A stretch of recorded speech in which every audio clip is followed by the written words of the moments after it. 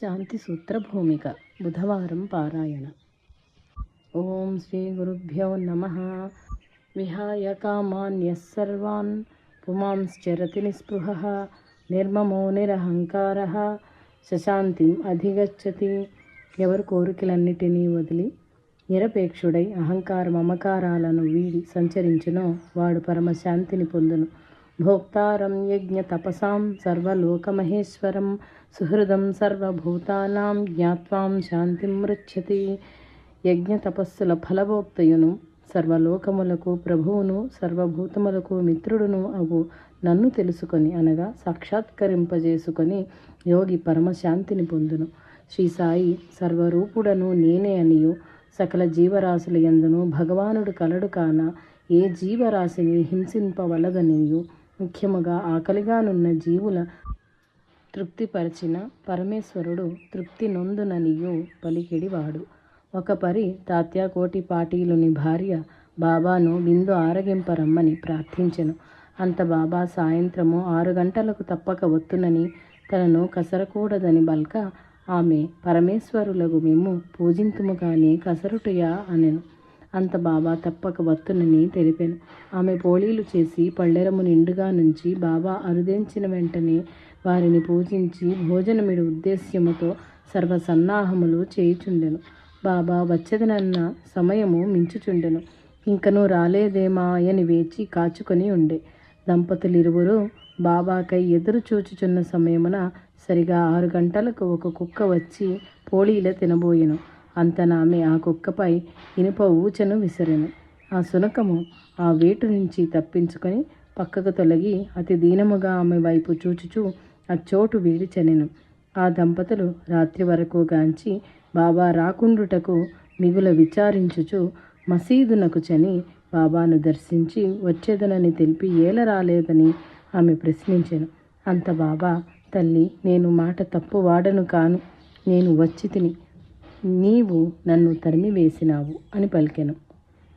అంత ఆమెకు కుక్క వచ్చుట తా తరుముట గుర్తుకు వచ్చి తాను అజ్ఞానురాలనని తన అపరాధమును మన్నించి మరుచటి దినము తప్పక దయచేయమని ప్రార్థించెను.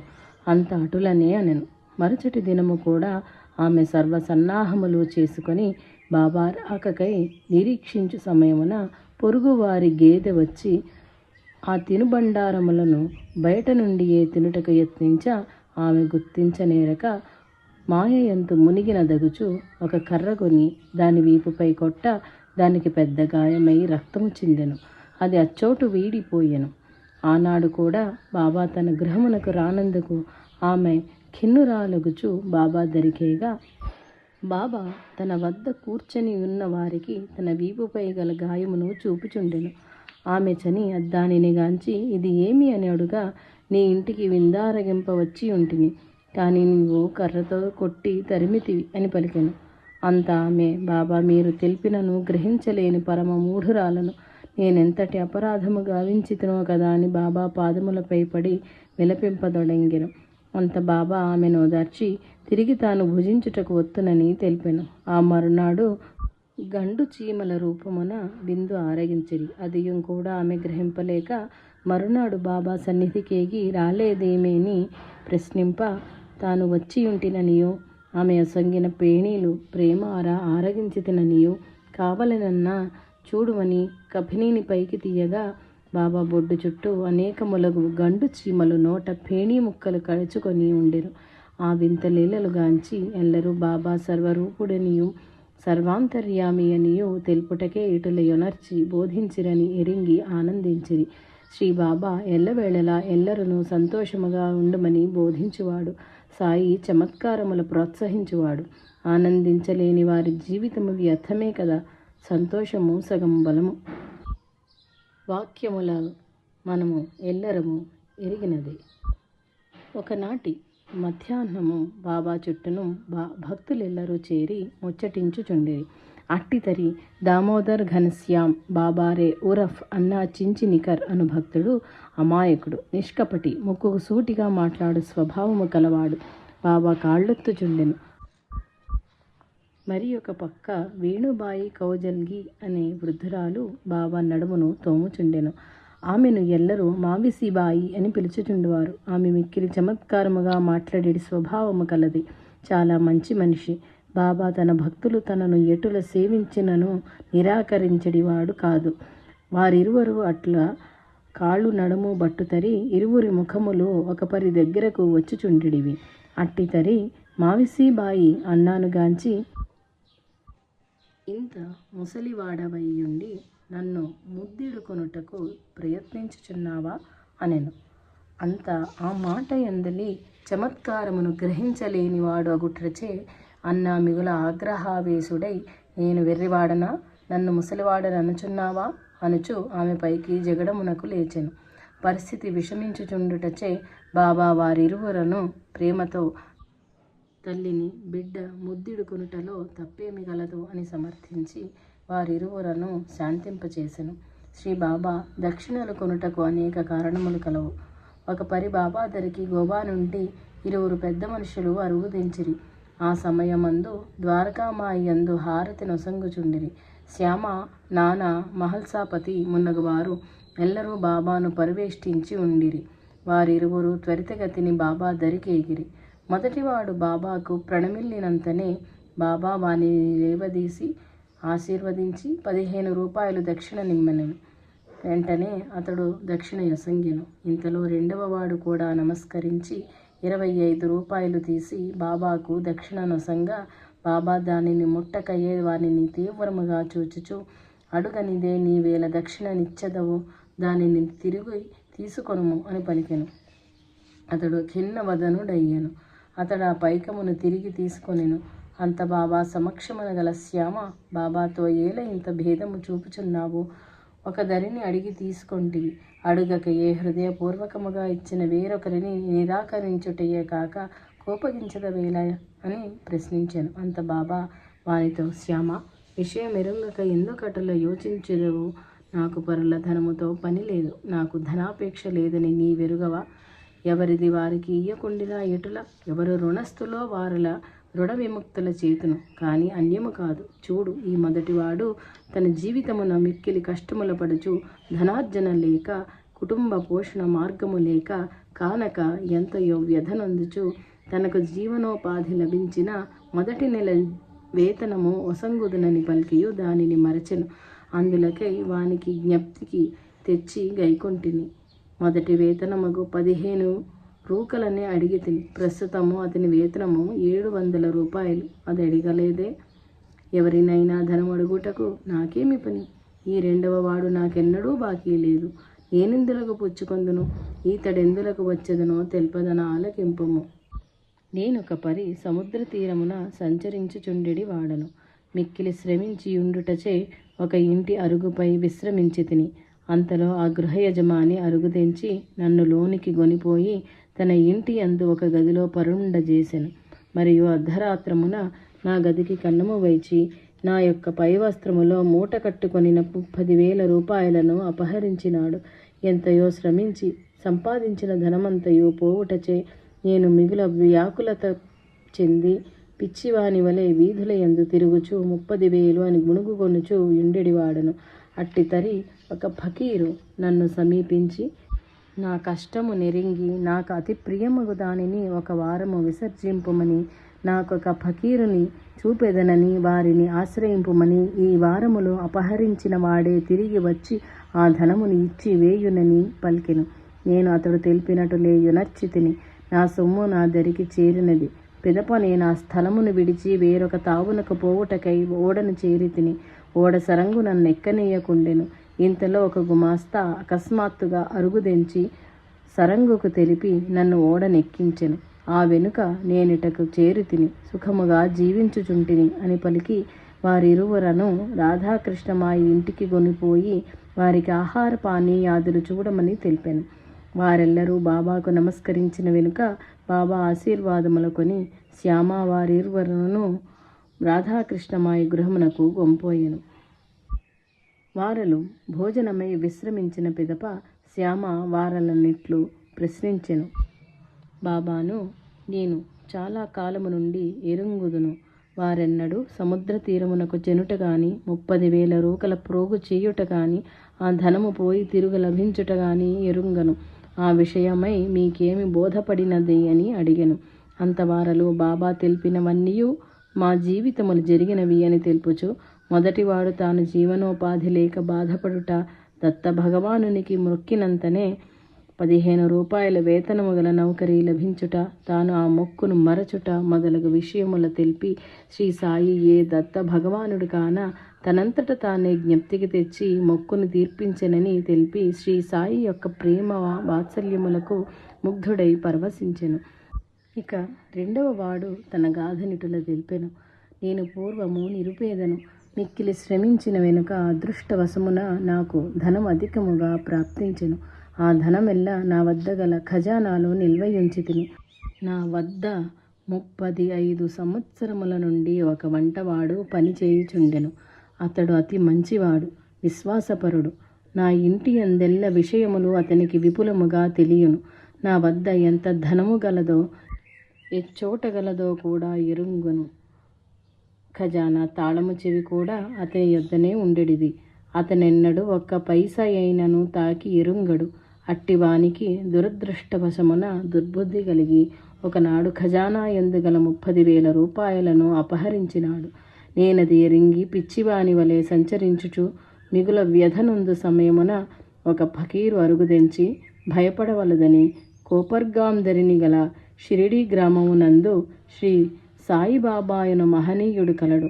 వానిని స్మరించి ఆ ధనము లభించిన నీ దర్శనము చేయు వరకు నాకు ప్రియమగ వస్తువునొకదానిని వర్జించెదనని మొక్కుమని, ఆ ధనము అపహరించిన వాడే తిరిగి తెచ్చి ఇయ్యగలడని పలికెను.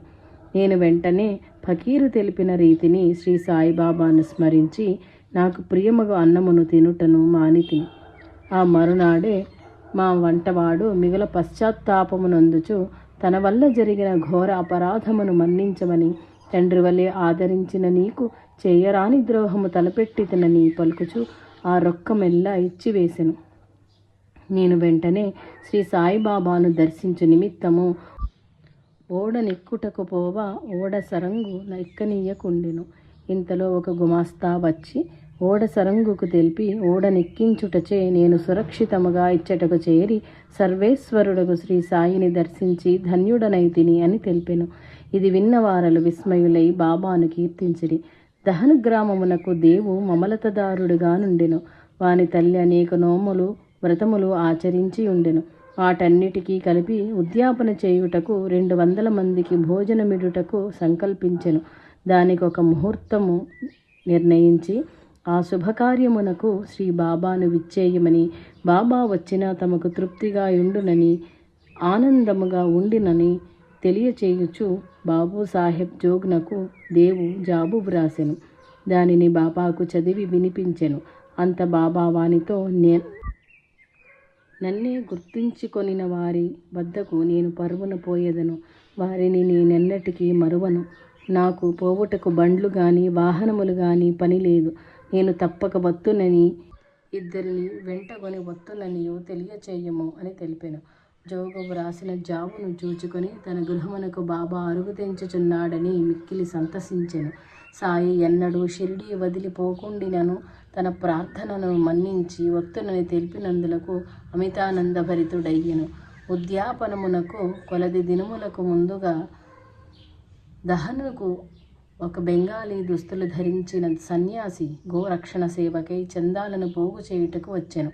అతడు దహను స్టేషన్ను మాస్టర్ని కలువగా వారు మమలతదారుని కలవమనిరి.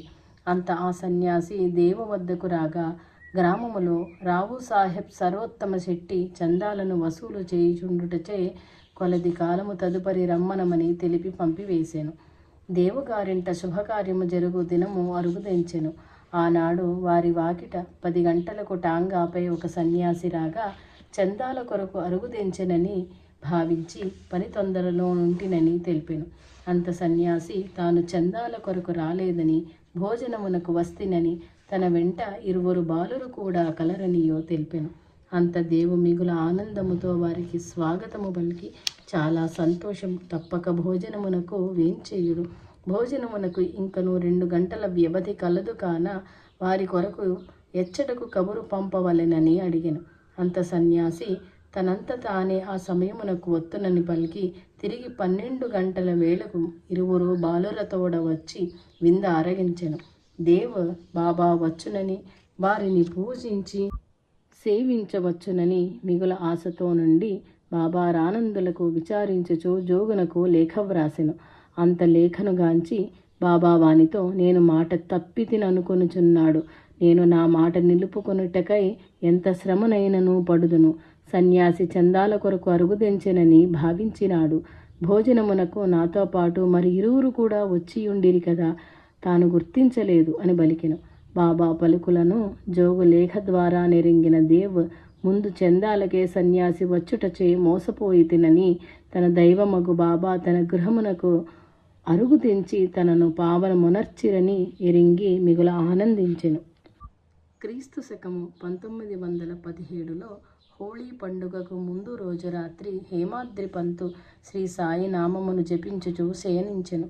నిదుర కానీ మెలకువ కాని స్థితిలో అతనికి ఒక దృశ్యము గోచరించినది. శ్రీ సాయి ఒక సన్యాసి రూపమున గోచరించి మరునాడు అతని గృహమునకు భోజనమునకై వచ్చుచున్నానని తెలిపి అదృశ్యుడయ్యెను. వెంటనే హేమాద్రి పంతు లేచి పట్టరాని ఆనందమున తన భార్యను లేపి తమ సుకృత విశేషముచే మరునాడు హోళీ పండుగ దినమున బాబా తమ ఇంటికి తానే భోజనమునకు విచ్చేయుచున్నాడని తన దృశ్య వృత్తాంతమునెల్లా ఎరింగించెను. అమాయకురాలైన అతని భార్య మరునాడు హోళీ యగుటచే భక్తులెల్లరూ పరివేష్టించియుండ వివిధ రకములగు భక్ష్యముల విడిచి తమ వంటి పేదల ఇంట బాబా భోజనమేల చెయ్యుననెను. అంత హేమాద్రి పంతు ఆమెతో, పిచ్చిదాన, బాబాకు గొప్ప పేదల భేదము కలదనియా నీ ఊహ? సర్వజీవరాశులను సృష్టించిన పరమేశ్వరునకు సర్వము సమానమే. అదియుంగాక శ్రీ సాయి సర్వాంతర్యామి అని ఎరుంగుము. సర్వరూపుడు అగుటచే ఏ రూపమునైనను వచ్చి మనలను ఆనందింపచేయవచ్చును. కాన నీవు శ్రీ సాయి పదములందే నిశ్చల మనంబుంచి శ్రద్ధతో పాకముల రుచిగా నొనర్చుమని పలికెను. మరుచటి దినమున వేకువనే భార్యాభర్తలు లేచి సర్వకార్యములు తీర్చుకొని అతి ఉత్సాహ ఆనందములతో బాబా వచ్చిన పూజించుటకై పూజా ద్రవ్యముల నెల్ల సమకూర్చుకొని వంటకముల నెల్ల సిద్ధము చేసి పరివారమునకంతకు విస్తళ్లను వేసి మధ్యస్థలమున శ్రీ సాయికై ఆసనము నిడి విస్తరివేచి ఎల్ల పదార్థముల వడ్డించి బాబా రాకకై నిరీక్షించుచుండిరి. భోజన సమయమాయను, బాబా జాడలేదు. హేమాద్రి పంతు ఆతృత నొందుచు బాబా ఏ వేళరు ఏ రూపమున అరుదించునో అని 1000 కన్నుల వేచియుండెను. సమయమగుటచే అభిగారము నిమిత్తము నెయ్యిని వడ్డించిరి. భుజింపనున్న సమయమున ఆలీ అహ్మద్, మౌలానా ఇస్ముజవీర్ అను ఇరువురు మహమ్మదీయులు హేమాద్రి పంతు దరికి అరుగు తెంచి ఒక చక్కని పెద్దది అగు బాబా చిత్రపటమును కాగితముతో కప్పబడిన దానిని హేమాద్రి పంతునకు వసంగి, మీ వస్తువును మీరు గ్రహింపుడు, దీని వృత్తాంతము పిదప తెలిపెదము. మీ కొరకై గృహములోని వారెల్లా విస్తళ్లధరిని కనిపెట్టుకుని ఉన్నారు అని పలికి చనిరి. హేమాద్రి పంతు కాగితమును తొలగించి శ్రీ సాయి పటము అందుండుటగాంచి ఆనంద పారవస్యమున దానిని బాబాకై అమర్చియుంచిన ఆసనముపై నిడి బాబాయే స్వయముగా వచ్చెననడి భావనతో అనేక రీతుల పూజించి భోజనము నిడి సంతసించెను. ఇటుల బాబా అతనికి వసంగిన దృశ్యమును సత్యము చేసెను. ఈ సంఘటన జరిగిన 9 వత్సరముల అనంతరము అలీ అహ్మద్ హేమాద్రి పంతును కలిసి ఆ పటము యొక్క వృత్తాంతమును ఇటుల తెలిపెను. అతడొక పరి బొంబాయి వీధుల తిరుగుచూ శ్రీ సాయి పటమును గాంచి దానిచే ఆకర్షింపబడి కొని తెచ్చి తన గృహమందు ఉంచి పూజింపదొడంగెను.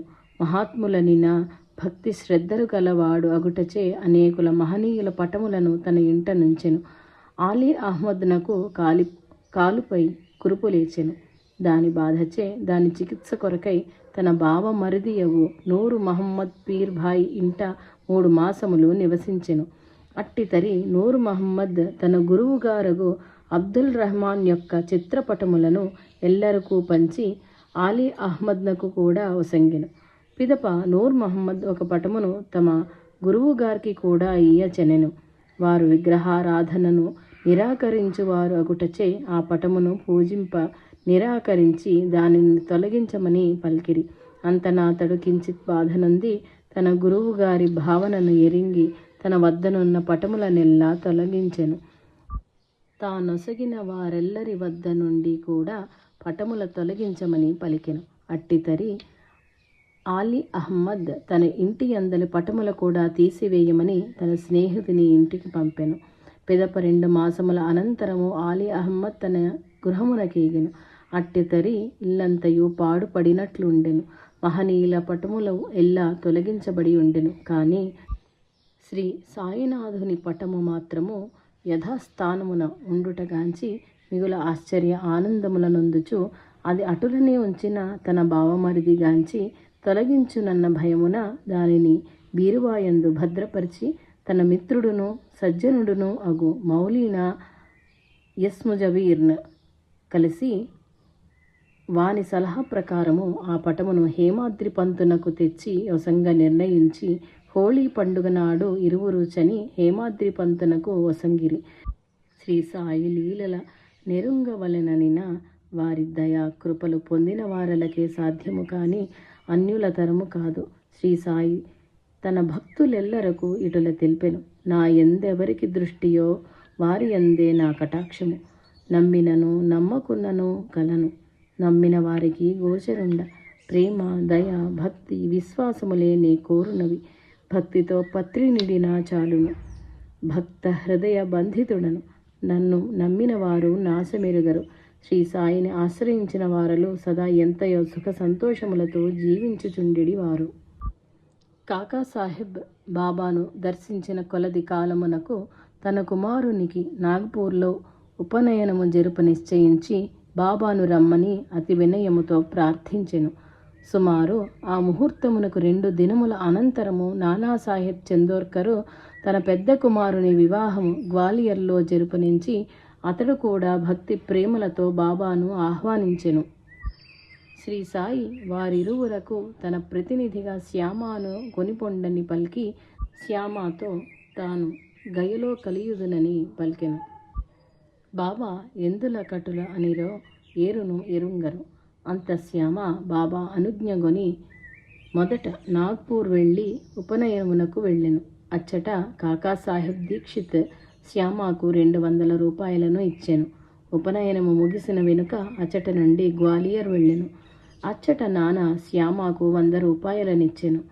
అతని బంధువుకు జితార్ మరి ఒక 100 రూపాయలనిచ్చెను.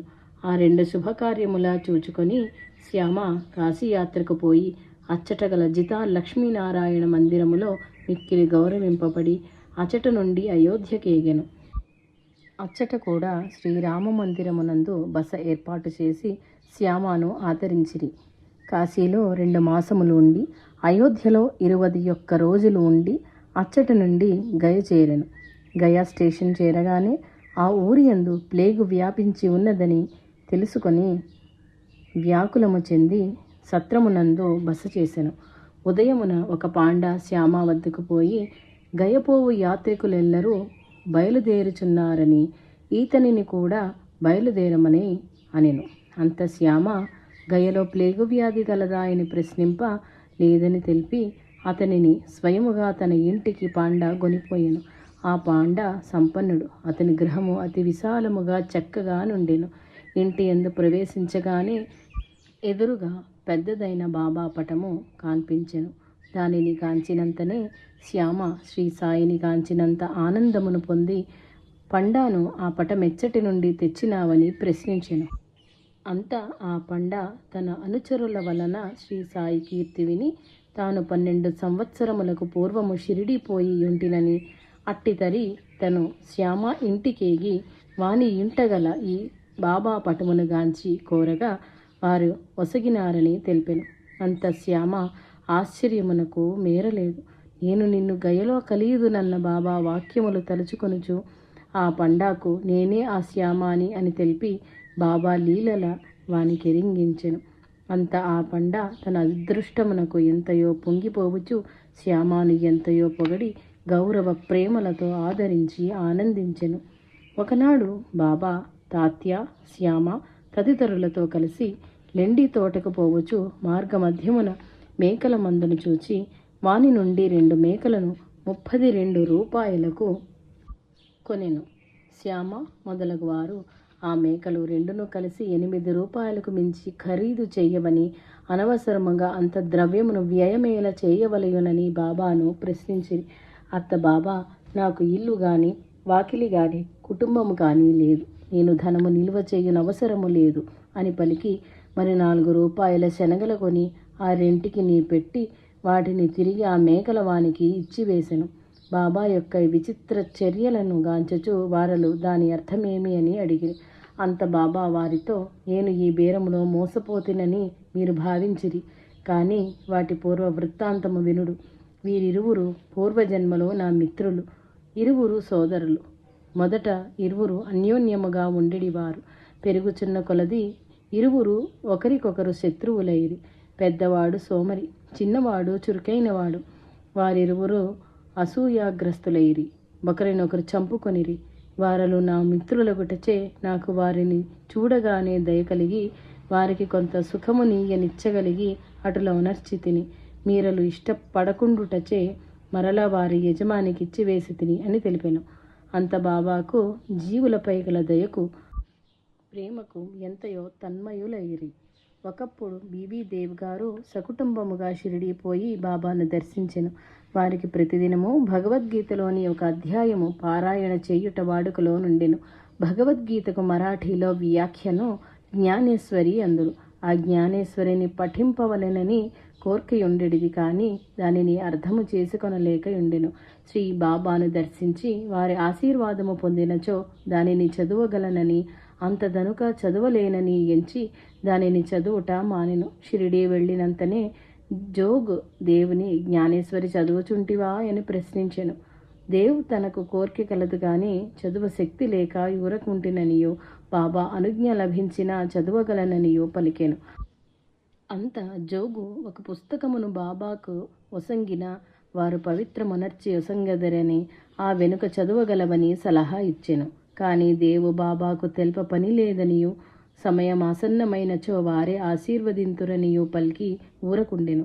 మరునాడు దేవ్ బాబాను దర్శించి 1 రూపాయి దక్షిణ యొసంగెను. తిరిగి బాబా 20 రూపాయలు దక్షిణను అడిగిరి.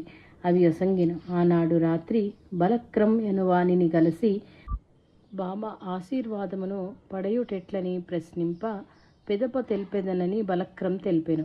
ఆ మరునాడు హారతి సమయమున బాబా తిరిగి దేవును 20 రూపాయల దక్షిణను అడిగి గైకొనెను. హారతి సమయమునందొక మూల కూర్చొనగా బాబా వానిని తన ప్రక్కనే శాంతముగా కూర్చొనమనెను.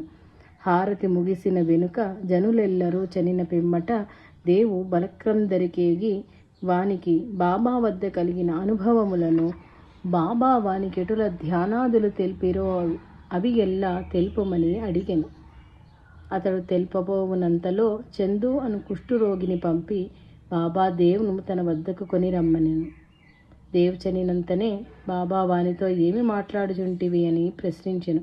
దేవ్ బలక్రమ్ ద్వారా మీ కీర్తిని వినుచుంటినని పలికెను. తిరిగి బాబా 25 రూపాయల దక్షిణను అడుగా దేవ్ చెల్లించెను. అతనిని బాబా లోనికి కొనిపోయి తన గుడ్డ పేలికలని దొంగిలించితివని పలికెను. అతనికి ఏమీయో అర్థము కాక అటూ ఇటూ ఎల్లడలా వెతికి గుడ్డ పేలికల సంగతి తనకు తెలియదని, తను దొంగిలించలేదని అనెను. బాబా వానిపై కోపగించుచు, ఉగ్రుడై, ఇంకెవ్వరూ లేరు, నీ ఒక్కడివే ఉన్నావు, ముసలితనము వచ్చినను దొంగతనము మానలేవా అని బిగ్గరగా అరుచుచూ కోపించెను. దేవు మాట్లాడక అచ్చటనే కూర్చుండెను. బాబా కోపమునకు ఎల్లరూ భయమునొందిరి.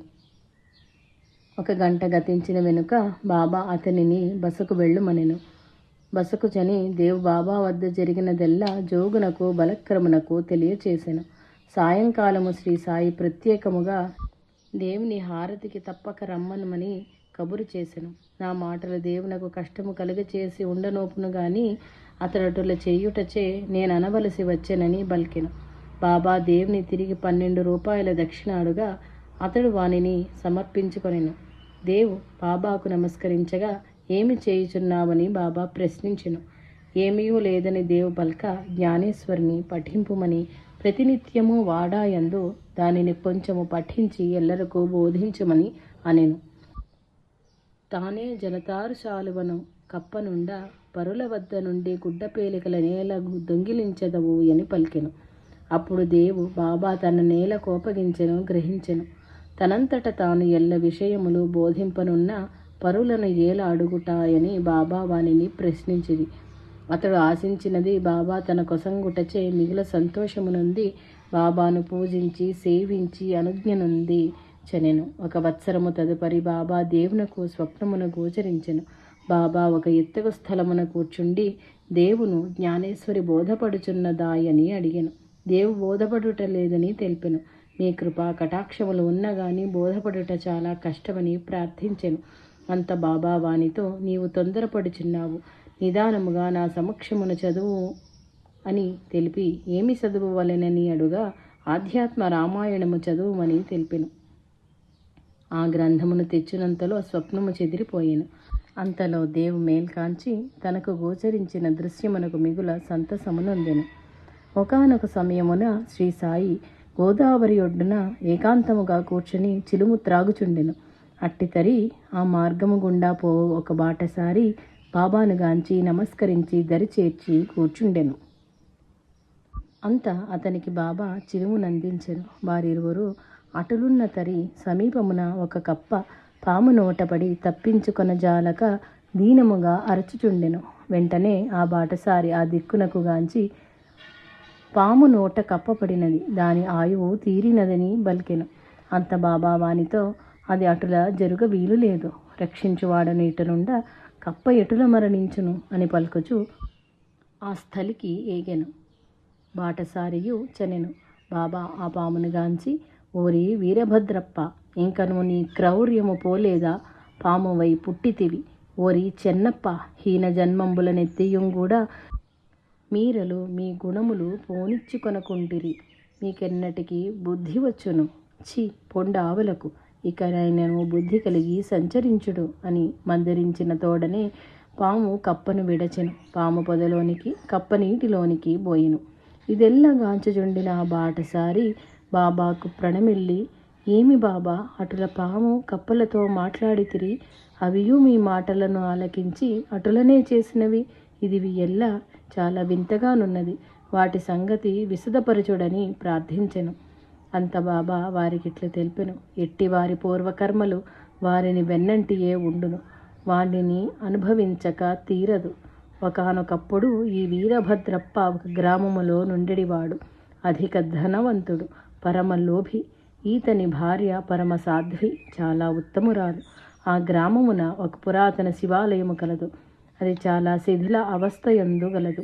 గ్రామ ప్రజలెల్లరూ యోచించి ద్రవ్యమును చందాల రూపమున ప్రోగు చేసి 50,000 రూపాయలను ఆ గ్రామ పెద్దయగు ఈ ధనికునికి ఒసగి ఆలయ పునరుద్ధరణ చేయుమని అనిరి.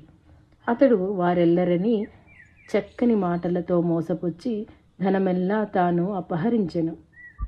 కొంతకాలమైన వెనుక గ్రామ ప్రజలెల్లరూ కూడా ఆలయమేమియో మార్పు చెందకుండుటను గుర్తించి ఆ ధనమంతయు అతడు సంగ్రహించుట ఎరింగియు అతనిని ఎదిరించలేక తిరిగి ధనము ప్రోగు చేసి, ఎటులైనా ఈసారి తప్పక బాగు చేయుమని పలికిరి. రెండవసారి కూడా అతడు వారిని మోసగించి తన ఇంట పనికిరాని సున్నము, ఇటుకలు, ఇసుక మొదలైనవి ఆలయ ప్రాంగణములో ప్రోగు చేసి ధనమంతయు వ్యయమైపోయినదని పలికెను. ప్రజలు ఏమీయూ చేయజాలక బాధపడతొడంగిరి. ఇటులుండ ఒకనాటి రాత్రి మహాదేవుడు ఆ లోభయగు ధనవంతుని భార్యకు కలలో కాన్పించి, ఎండకు ఎండి వానకు తడియుచుంటిని కాన గోపుర శిఖరమును కట్టించుమనెను.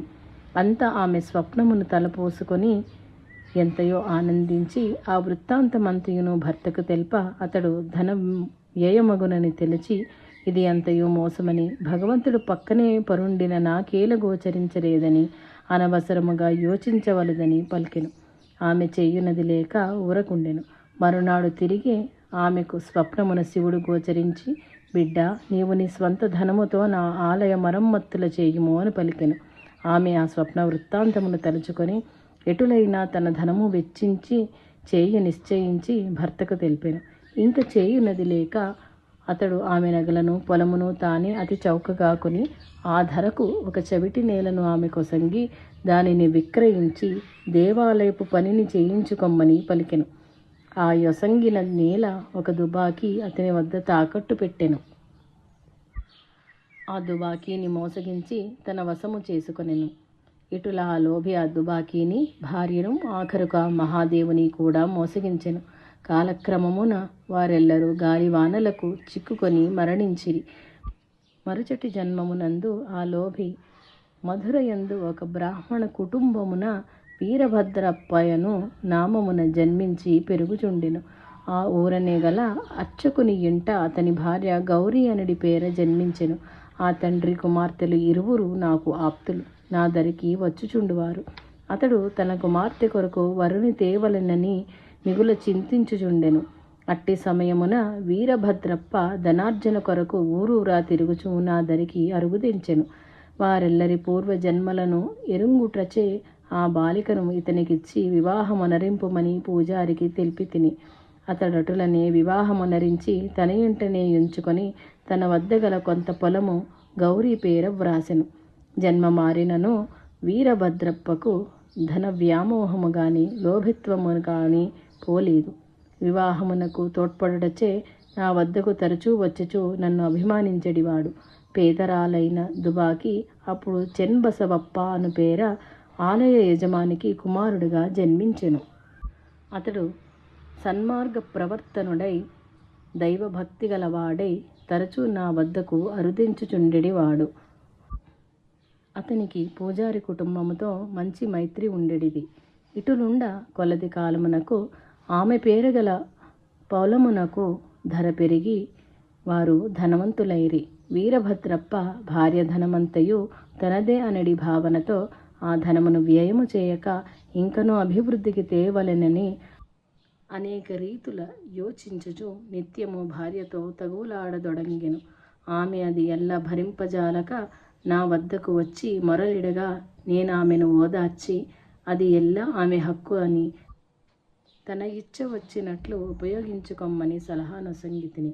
అతడు వెంటనే నా దరికొచ్చి తన భార్య ధనమునంతయు అపహరింపగోరి అటుల తెలిపి ఆమెను మోసగించుచుంటినని నన్ను అనేక విధములా దూషించెను.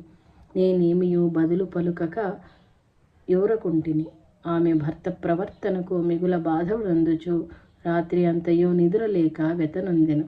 అట్టితరి ఆమెకు మహాదేవుడు గోచరించి, తల్లి, ఆ ధనమంతయు నీది అన నీవు దానిని దేవాలయ నిర్మాణమునకు సత్కార్యములకు వినియోగించుకొనుము. నీ కార్యములకు సహకారిగా సన్మార్గ ప్రవర్తనుడగు చెన్బసవప్పను గొనుము. ఎల్ల విషయములు బాబాను సంప్రదింపుము అని తెలిపెను. ఆ మరునాడు ఉదయమే నా దరికి పరుగు పరుగు వచ్చి తన స్వప్న వృత్తాంతమెల్లా తెలిపి తన భర్త దూషించినందులకు క్షమింపుమని నా పాదములపై పడి వేడెను.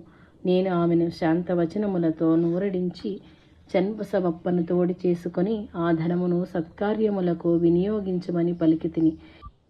ఇంతలో ఈ విషయమెల్లా వీరభద్రప్ప ఎరింగి చెన్బసవప్ప తన భార్య ధనమును అపహరింప ఇటుల పన్నాగము పన్నెనని వానిని దూషించుచు వానిపైకి కలహమునకు పోయెను. వారిరువురు కలహించుచు నా దరికి వచ్చిరి. వీరభద్రప్ప చెన్బసవప్పను ముక్కలు ముక్కలుగా నరికెదనని వల్క చెన్బసవప్ప నా పాదములపై పడి తన్ను రక్షింపమని ప్రార్థించెను. నేను వానికి అభయమొసంగితిని. నేను నీ వెంట నుండి నిన్ను రక్షింతును, భయము లేదని వానిని అట్టితరి కాపాడితిని. వారలే కాలక్రమమున మరణించి పూర్వ వైరముల పురస్కరించుకొని ఈ సమయమున కప్పు పాములుగా జన్మించి శత్రుత్వమును తీర్చుకొనుచుండ ఆనాటి వాగ్దానముననుసరించి నేను చెన్బసవప్పను రక్షించితిని అని వారి వారి పూర్వజన్మల వృత్తాంతమంతయు తెలిపి బాటసారికి మిగుల ఆశ్చర్యమును ఆనందమును గూర్చెను. శ్రీమాన్ బూటి కోటీశ్వరుడు అగుటచే షిరిడీ యందు ఒక మందిరమును నిర్మించి మురళీధరుని విగ్రహమును స్థాపింప సంకల్పించెను. దాని విషయమై బాబాను సంప్రదించుటకు ఎటులాయని యోచింపదొడంగెను. ఒకనాడు అతడు నిద్రించుచుండ స్వప్నమున బాబా గోచరించి వాడాతో సహా మందిరమును నిర్మించమని పలికెను. అదే రోజున శ్యామకు కూడా స్వప్నమున గోచరించి అటులనే తెలిపెను. వారిరువురు ఉదయముననే లేచి కలిసికొని ఒకరికొకరు తెలుపుకొని ఇరువురకు ఒకే విధముగా స్వప్నము అరుగుదెంచుటకు అమిత ఆశ్చర్యపడిరి. ధనహీనుడను నేను ఏమి చేయగలనా అని శ్యామ విచారించెను. కోటీశ్వరుడు అగుట చేతను అంతకు పూర్వమే మందిర నిర్మాణము సంకల్పము గలవాడు అగుటచే ఊటి త్వరలో ఆలయ నిర్మాణమును చేయుటకు చుట్టూ గదులు నిర్మించుటకు నిశ్చయించి బాబా దరికేగి అడుగా వెంటనే అనుమతించెను. శ్యామ పర్యవేక్షణలో నిర్మాణమును ప్రారంభించిరి. బాబా నిత్యము లెండి తోటకు పోవునప్పుడు మార్గమధ్యమున నిర్మాణ స్థలమున నిలిచి అందు చేయవలసిన మార్పులను సూచించుచుండెడివాడు. మధ్య భాగమున పెద్ద హాలు, చుట్టుపక్కల గదులను నిర్మించమని సూచించిరి. దేవాలయము పూర్తి కాగానే తానే అందు వసింతుననియు ఎల్లరము అందు కూడి ఆడి పాడి తన్మయులమై ఆనందించదమని పలికిడివాడు.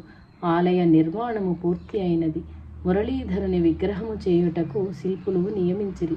క్రీస్తు శకము 1916వ సంవత్సరమున విజయదశమి నాడు బాబా మహోగ్ర రూపమును దాల్చి తాను ధరించిన దుస్తులనెల్లా ధునియందు విసిరివైచి, నేను హిందువుడనో ముస్లిమనో ఇప్పుడు నిర్ణయింపుడని బిగ్గరగా పలికెను. అచ్చటనున్న వారెల్లరూ భయకంపితులై దరికి చెనలేక అటులనే నిలచిపోయిరి. అంతలో భాగోజీ షిండే మెల్లన సమీపించి ఒక వస్త్రమును గట్టి, బాబా, నేడు విజయదశమి పండుగ కదా, ఇటు లేరా ఉగ్రులగుచున్నారు అని పలుక, నేడు నాసీమోల్లంఘనము అనుగా సరిహద్దు దాటుట అని పలికెను. వారెల్లరూ ఏమియూ గ్రహింపలేకపోయిరి. నాటి రాత్రి హారతి అగునో లేదో అని భయము పొంది ఉండిరి. 1 గంట అయిన వెనుక బాబా శాంతించి చాబడి ఉత్సవమునకు సిద్ధమై వారెల్లరికీ ఊరట కలిగించెను. ఈ విధముగా బాబా తాను విజయదశమి నాడు సమాధి చెందునని సూచించెను. శ్రీ సాయినాథుడు ఇక వారము దినములకు సమాధి చెందుననగా ఒక సర్కస్ కంపెనీ వాడు రోగగ్రస్త అయిన పులిని ఒకదానిని బోనుతో సహా తెచ్చి బాబా సమ్ముఖమున పెట్టెను. ఆ పులిని చూచి ధనమార్జించుకొనువాడు. ఆ పులి బాబా దరికి రాగానే దీనాతి దీనముగా బాబా వైపు కాల్చుచూ మరణించినది. దానికి సద్గతి కలుగకలదని, లేనిచో మరణ సమయమున తన దరికి చేరుట కష్టమని తెలిపెను. ఒకనాడు రామచంద్ర పాటీలునకు చాలా జబ్బు చేసెను. అతడు తన జీవితముపై ఆశ వదులుకొనెను. బాబా అతని దరికేగా నమస్కరించి తనకు త్వరలో విముక్తిని చేయవేడెను. అంత బాబా, నీకేమియో భయము లేదు, కానీ తాత్యాను గురించి భయపడుచున్నాను. విజయదశమి నాడు అతడు పరమపదించును. ఈ విషయం అతనికి తెలుపకుము, అతడు మిగుల భయపడును అని పలికెను. రామచంద్ర పాటీలునకు ఆరోగ్యము చేకూరెను. అతడు తాత్యాను గురించి విచారించుచుండెను.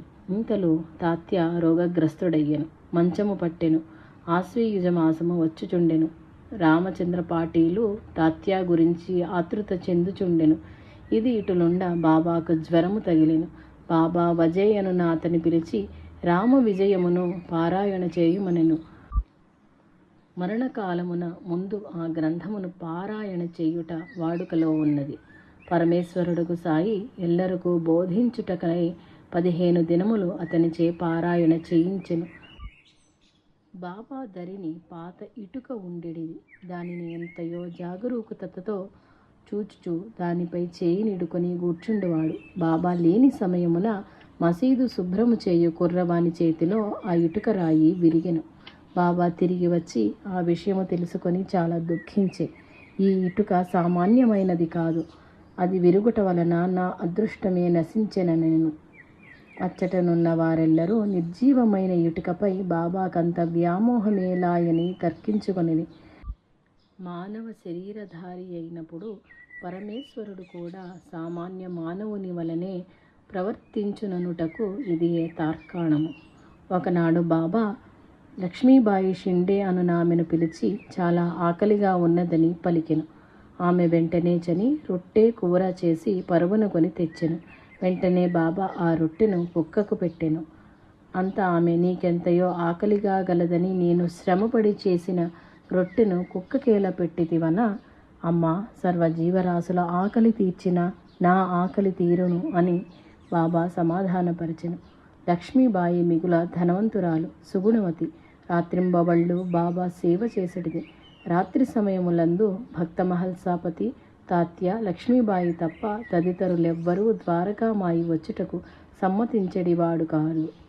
శ్రీ సాయి తన పాంచభౌతిక శరీరము చాలించు సమయము ఆసన్నమైనదని లక్ష్మీబాయిని దరికి పిలిచి తన జేబునందు చేయినిడి అందుండి ఒక పరి 5 రూపాయలు, మరి ఒక పరి 4 రూపాయలు, మొత్తము 9 రూపాయలు ఇచ్చిరి.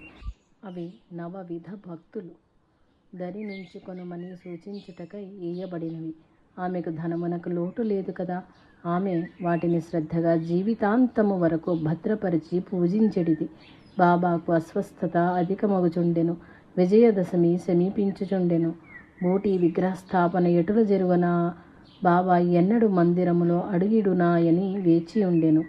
రామచంద్ర పాటీలు తాత్యా గూర్చి భయపడుచుండెను. ఎల్లరూ బాబా ఆరోగ్యము కూర్చి భీతి నొందుచుండెడిరి. ప్రతిదినము దీక్షిత్, బూటి బాబాతో పాటే మసీదునందే భుజించుచుండిరి. అది క్రీస్తు శకము 1918 సంవత్సరము అక్టోబర్ 15వ తేదీ మధ్యాహ్న హారతి ముగియగానే ఎల్లరునూ వారి వారి బసలకు చని భుజింపుడనెను. లక్ష్మీబాయి షిండేకు భాగోజీ షిండే, బైజా, లక్ష్మణ్, బాలాషింపే మరియు నానాసాహెబ్ నిమోంకరు, శ్యామ అచ్చటనే మెట్లపై కూర్చునిరి. బాబా లక్ష్మీబాయిని పిలిచి 9 రూపాయలు దానము చేయుచు తనకు ఆ స్థలము బాగుగా లేదనియో బూటీ నిర్మించిన రాతి మేడలోకి కొనిపొమ్మని పలుకుచు మధ్యాహ్నము 2 గంటలకు బైజాబాయి తొడపై శిరమునిడి శరీరమును వీడెను. అది గుర్తించి నానాసాహెబ్ నిమోంకరు బాబా నోట నీళ్లు పోసెను. కానీ అవి లోనికి పోలేదు. అంత ఎల్లరూ హాహాకారములు చేయుచు దేవా, మమ్ము వీడి చనితివా అని దిక్కులు పిక్కటిల్లా రోదింపదొడంగిరి. నిమిషములో ఈ వార్త ఊరంతయో ప్రాకిను. ఎక్కడున్నవారు ఎటులున్నవారు అటుల దిగ్భ్రాంతులై వెర్రివారి వలె రోదింపుచు రొప్పుచు ద్వారకామాయి చేరిరి. బూటీ ఉన్నవారు అరుగుదెంచిరి. బాబా తుది పలుకులు విని శోకించుచు శ్రీ సాయి తను మురళీధరుడని, సాయి శరీరమును తాను నిర్మించిన మందిర మధ్యభాగమున సమాధి చేయ బూటి సంకల్పించెను. అదే సమయమున పండరీపురమునందు గల దాసుగణుకు బాబా గోచరించి మసీదు కూలిపోయెను, కాన స్థలము విడచుచున్నాను. ఈ వార్త నీకు తెలియచేయుటకై అరుదెంచి తిని లెమ్ము, వేగిరము పోయి నా భౌతిక దేహమును పుష్పములతో కప్పుము అని తెలిపెను. అదే సమయమున బాబా నిర్యాణ వార్త తెలిసి అతడు శిష్యులతో షిరిడీ చేరి రోజంతయో భగవన్నామ స్మరణ చేయుచు పుష్పహారములతో బాబా భౌతిక కాయమును కప్పెను. అదే దినమున శ్యామాకు మేనమామయ్యగు లక్ష్మణ్ బామ జోషికి స్వప్నమున గోచరించి చేయి పట్టి లాగుచు త్వరగా లెమ్ము, రమ్ము, బాబుసాహెబ్ నేను మరణించి తినని ఎంచి నాకు హారతినియ్యడు, నీవు హారతి నిమ్ము అని బల్కెను. లక్ష్మణ్ మామ జోషి వెంటనే పూజా ద్రవ్యములు కొని ఎవ్వరు ఆటంకపరుచుచున్ననో లెక్క చేయక బాబాకు హారతిని ఒసంగచెనెను. బాబా భౌతిక దేహమును కుశాల్ చందు, అమీర్ షక్కర్ అను మహమ్మదీయ భక్తులు బయట సమాధి చేసి గోరీ కట్టవలెనని బల్కిరి. కానీ బాబా శరీరమును చాలించు ముందు తనను బూటీ మందిరమునకు కొనిపొండని పలికిరి. కాన ఎల్లరూ కట్టకడకు ఏకీభవించి బాబా తెలిపిన రీతిని బాబా భౌతిక కాయమును శ్రీమాన్ బూటీ నిర్మించిన రాతి మేడలో మధ్య భాగమున సమాధి గావించిరి. మురళీధరుడకు శ్రీకృష్ణుడే తానని తెలుపుటకు బాబా ఇట్లు బల్కిరని గ్రహించిరి. సాయి సమాధిని పాలరాతితో నిర్మించిరి. భక్తులెల్లరూ సేవించుటకు అనువగు సదుపాయములు గావించిరి. బాబా సమాధి చెందినప్పటికీ వారనేక విధములుగా తనను నమ్మిన వారిని కాపాడుచునే ఉండెను. శ్రీ సాయినాథుడు ఈ కింద తెలిపిన 11 ప్రతిజ్ఞలు చేసిరి. అవి ఎప్పుడైనను, ఏరైనను, ఎచ్చోటనైనను, ఏ పరిస్థితినందైనను త్రికరణ శుద్ధిగా నమ్మి ఆచరించి చూచిన సత్యములని స్వానుభవమున గుర్తింపనగును. అవి ఏవన షిరిడీ ప్రవేశమే సర్వ దుఃఖ పరిహారము. ఆర్తులైననేమి, నిరుపేదలైన ఏమి, ద్వారకామాయి మసీదు ప్రవేశించినంతనే సుఖ సంపదలు పొందగలరు. నా భౌతిక దేహానంతరము నేనప్రమత్తుడని. నా భక్తులకు రక్షణము నా సమాధి నుండి వెడలుచుండును. నా సమాధి నుండియే నేను సర్వకార్యములు నిర్వహింతును. నన్ను ఆశ్రయించిన వారిని, నా శరణుజొచ్చిన వారిని రక్షించుటయే నా కర్తవ్యము. నా ఎందెవరికి దృష్టియో వారి ఎందే నా కటాక్షము. నా సమాధి నుండియే నేను మాట్లాడేదను. నీ భారములు నాపై నుంచుడు, నే మోసెదను. నా సహాయము కానీ నా సలహాను కానీ కోరిన తక్షణమే అసంగా సంసిద్ధుడను. నా భక్తుల ఇంట లేమి అనున్నది లేదు. శాంతి ఏది అయిననో కర్మానుసారము అరుగు తెంచును. అట్టి దానికై అశాంతి కల్పించుకొననేలా శాంత భావముతో సాధించవలెను.